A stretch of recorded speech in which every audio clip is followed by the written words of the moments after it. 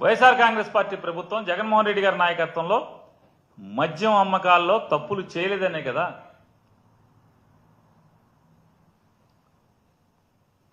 ఆంధ్రప్రదేశ్ రాష్ట్రంలో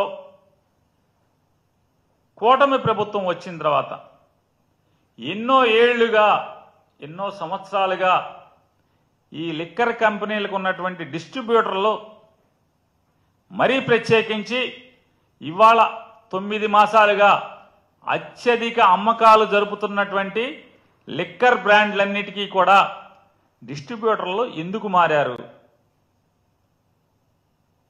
మారారు? జైపాళ్లు పోయి గిర్లు ఎందుకు వచ్చారు?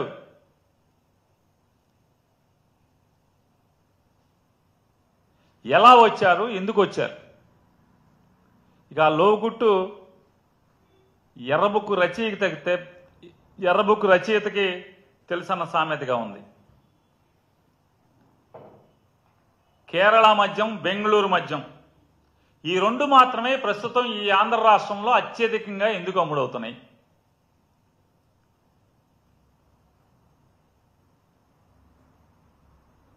రెడ్ బుక్లోనే ఉంటుంది, ఇంకెందులో ఉండదు. కేరళ మద్యం, బెంగళూరు మద్యం అత్యధికంగా ఎందుకు అమ్ముడవుతున్నాయి? దీని వెనుక ఎవరున్నారు? ఎక్కడికి చేరుతున్నాయి? ఇదంతా రెడ్ బుక్లోనే ఏదో ఒక పేజీలో ఉన్నాయి.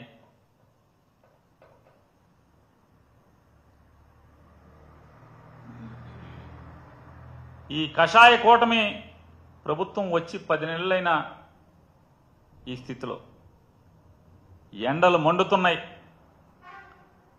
రాష్ట్రంలో బిందెడు తాగునీటికి అల్లాడుతున్నటువంటి వేలాది గ్రామాలు ఉన్నాయి.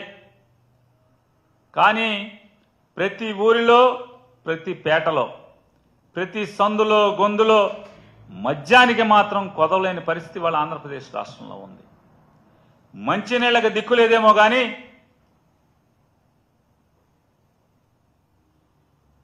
ఫోను చేస్తే చాలు మద్యం ఇంట్లో రెక్కల కట్టి వాలే పరిస్థితి ఇవాళ ఆంధ్ర రాష్ట్ర పరిస్థితిలో ఉన్నటువంటి పరిస్థితి.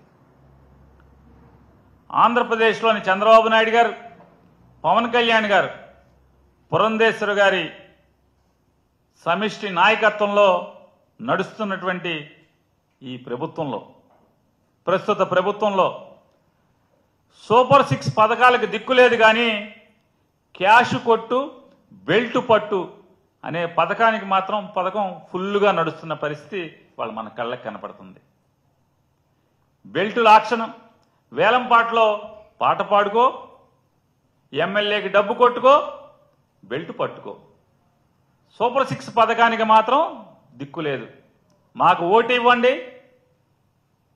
మొట్టమొదటిది సూపర్ 6లో మొట్టమొదటిది ప్రతి ఆడకూతురికి 18 ఏళ్లు నిండితం ఆలస్యం 59 సంవత్సరాలు వచ్చేంత వరకు, నిండేంత వరకు కూడా నెలకి 1500 ఇస్తామని చెప్పి ఆ పథకానికి దిక్కులేదు. మొదటి పథకానికి దిక్కులేదు.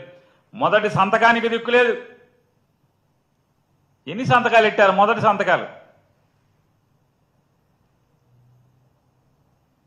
చొక్కా పట్టుకోమన్నాడు. ఎవరైనా మేం చెప్పిన మాట అమలు కాకపోతే చొక్కా పట్టుకోమన్నాడు డిఫాక్టో సీఎం గారు. చొక్కా పట్టుకుందామని కడుపు రగిలినోడు వెళ్తే